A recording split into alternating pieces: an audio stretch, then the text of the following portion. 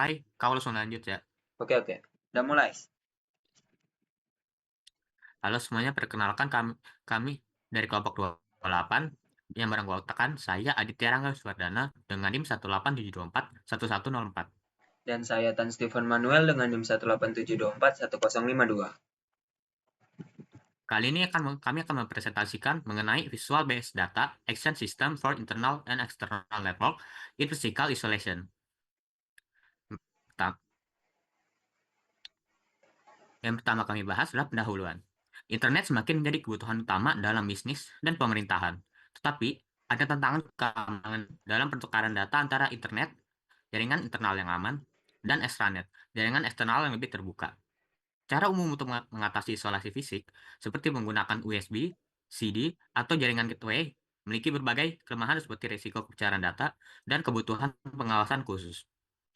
Dengan penggunaan QR Code untuk pertukaran data berbasis visual, memungkinkan pengiriman data melalui cahaya tanpa koneksi fisik langsung.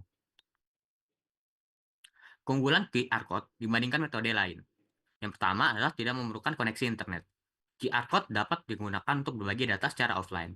Cukup dengan memindai kode menggunakan kamera atau aplikasi pemindai. Hal ini sangat berguna di lingkungan dengan akses internet yang terbatas. Yang kedua, tidak meninggalkan jejak data di server. Berbeda dengan transfer melalui cloud atau aplikasi perpesanan, QR Code menyimpan data langsung dalam kode. Ini mengurangi risiko kebocoran informasi dan meningkatkan privasi pengguna. Ketiga, lebih cepat dibandingkan metode konvensional. Proses transfer hanya membutuhkan satu kali pemindaian tanpa perlu login, peri perangkat, atau pengaturan tambahan seperti Bluetooth dan Wi-Fi.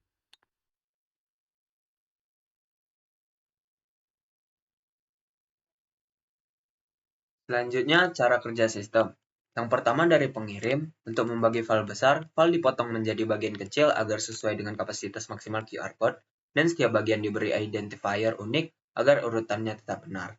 Lalu, file tersebut dikonversi ke QR Code, di mana setiap bagian dikodekan menjadi QR Code yang terpisah, lalu menggunakan error correction agar tetap terbaca walaupun ada distorsi. Lalu selanjutnya mengirim QR Code, di mana ditampilkan satu persatu di layar atau dalam mode QR Code streaming seperti animasi, di mana penerima cukup memindai QR Code secara berurutan atau dengan merekam videonya.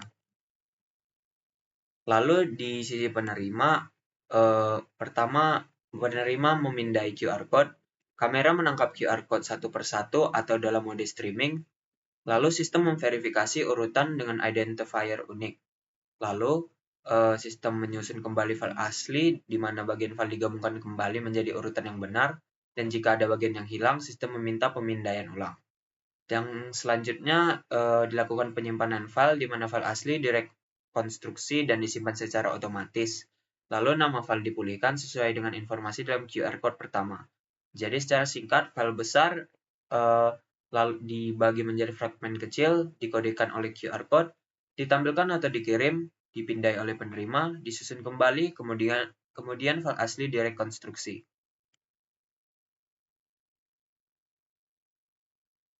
Selanjutnya, implementasi sistem. Yang pertama ada lingkungan pengembangan, di mana platform pengirim dikembangkan menggunakan C# di Visual Studio. Hal ini dirancang untuk memproses file dan menghasilkan QR Code. Lalu, platform penerima menggunakan Android Studio yang memungkinkan pemindaian QR Code dan rekonstruksi file. Selanjutnya ada kompatibilitas, di mana sistem dapat berjalan di perangkat komputer dan smartphone dengan dukungan pemrosesan QR Code. Lalu yang kedua ada detail teknis, di mana identifikasi QR Code untuk menjaga urutan data dan mendeteksi kesalahan. Lalu ada error correction yang memastikan keterbacaan meskipun ada gangguan. Dan QR Code streaming yang mempercepat transfer dengan pemutaran otomatis.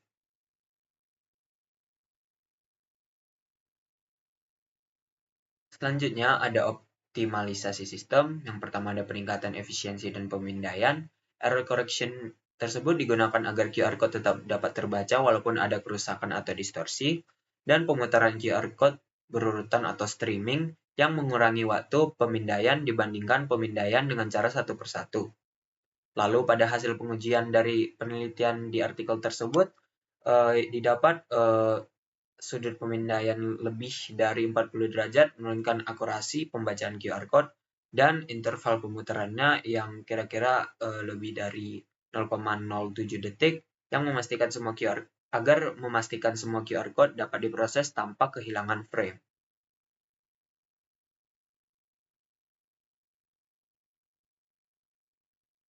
Nah, lalu di sini ada perbandingan metode QR code streaming dengan metode konvensional yang lain, di mana pada segi kecepatan kita dapat melihat kecepatannya sangat tinggi dibandingkan dengan USB yang kecepatannya sedang, gateway dan cloud atau email yang kecepatannya tinggi. Lalu dari segi keamanan, yang USB rentan hilang, gateway rentan diretas, dan cloud email tergantung pada inskripsi tersebut, sedangkan pada QR code streaming aman karena tidak menggunakan koneksi. Lalu secara efisiensi, USB memerlukan perangkat fisik, gateway butuh pengawasan, cloud email memerlukan internet, sedangkan QR code streaming tidak memerlukan perangkat tambahan dan internet.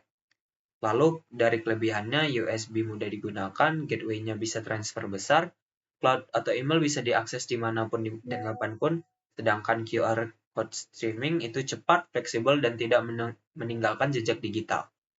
Lalu dari segi kekurangan, USB memiliki risiko malware dan kapasitas terbatas, gateway butuh konfigurasi tambahan, dan cloud atau email berisiko kebocoran data, sedangkan QR code streaming sendiri memiliki kekurangannya juga, yaitu terbatas untuk file tertentu.